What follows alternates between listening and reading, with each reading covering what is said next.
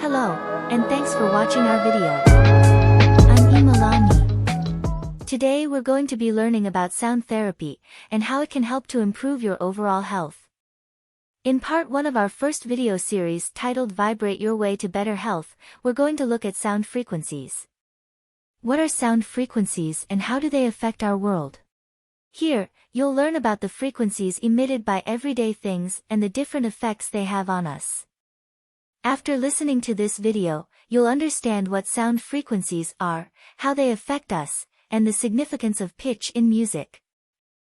Sound frequency is the number of waves that pass a given point in 1 second.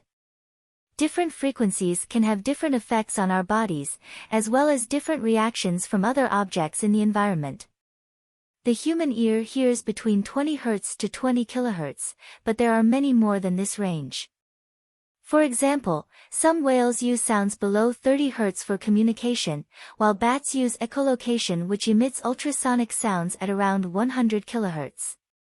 Some studies show that babies will start recognizing their mother's voice before birth because high-pitched sounds reach the womb earlier and clearer. Before we go too much farther, if you're enjoying this video, give us a thumbs up and subscribe to our channel. Click on the notification bell so you'll be one of the first subscribers to know when we post part 2 of our video series, Vibrate Your Way to Better Health. Now, back to our video. Sound waves. Sound is a form of energy that moves through the air in waves. The frequency, or number of waves per second, determines the pitch of a sound. The greater the frequency, the higher pitched or shriller the sound becomes. When we talk on our cell phones, we use a range of frequencies between 300 Hz to 3400 Hz to transmit speech. Lower pitches make it difficult to hear these sounds because low-frequency waves travel more slowly through air and buildings than high-frequency waves. As a result, people are less likely to be aware of this type of noise. If someone speaks too softly or with an accent, listeners may not be able to understand what she says, especially if the speaker's voice is at the lower end of the speaking spectrum, below 500 Hz. Speed of sound. The speed of sound is measured in meters per second, or m/s. The speed of sound depends on the temperature and atmospheric pressure. Lower density air has a higher speed of sound than denser air. High-frequency waves have a higher frequency than low-frequency waves. Sound frequencies can be used to measure distances because high-frequency waves travel faster and thus experience less time delay when traveling from one point to another. For example, an average person's eardrum vibrates at 20 to 20,000 cycles per second, Hertz, which corresponds to sounds with frequencies between 20 to 20 kHz. People with perfect pitch can distinguish two notes that are very close together if the difference between their pitches is more than just 1 Hz. The Doppler effect. When a car passes by, you hear the noise of the engine.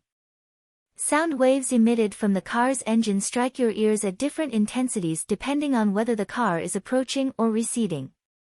This change in intensity is called the Doppler effect.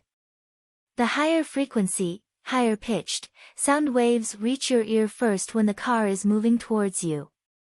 The lower frequency, lower pitched, sound waves reach your ear first when the car moves away from you. The same principle applies to all other types of sound. For example, if you are standing on the bank of a river and someone calls out to you across it, then as soon as the person starts to call out you will notice that their voice gets louder until it reaches its highest volume as they come close to you. As soon as they have passed by them again, their voice will become quieter until it reaches its lowest volume just before it disappears around the bend. How can we use sound frequency? Sound frequency is a measure of the highness or lowness of a sound. The lower the frequency, the deeper the tone, and vice versa. This is why bass speakers make low sounds while treble speakers make high-pitched sounds. Sound can also be used to determine the distance of an object from you by studying the time between when the initial sound wave bounces off it and when you hear it on your end. They have found that the farther away something is, the longer that sound takes to bounce back. That's because sound travels at different speeds through different mediums, so in air it travels at 340 meters per second, 1 mile per 5 seconds, but only 6 kilometers per second in water. Since scientists know that light moves at 300 million meters per second, 1 billion miles per hour, they use this difference in speed as a way to measure distances in space. Sometimes this is called triangulation or radar. It works like this: if you send out two sound waves at the same time, one going straight ahead and another angled 45 degrees off to the right, then both waves will meet again after traveling different distances. The meeting point would then tell you the angle of where those two waves met up with each other. I hope you've learned something from our video today, and I hope you'll join us for part 2 of our video series, Vibrate Your Way to Better Health. Is there a cure for cancer? In part 2, we'll talk about the controversial research of Dr. Royal Rife. Did he find the cure for cancer? Was his research destroyed in a massive cover-up scheme to prevent him from exposing the truth about cancer? I'll let you decide after you've watched our next video.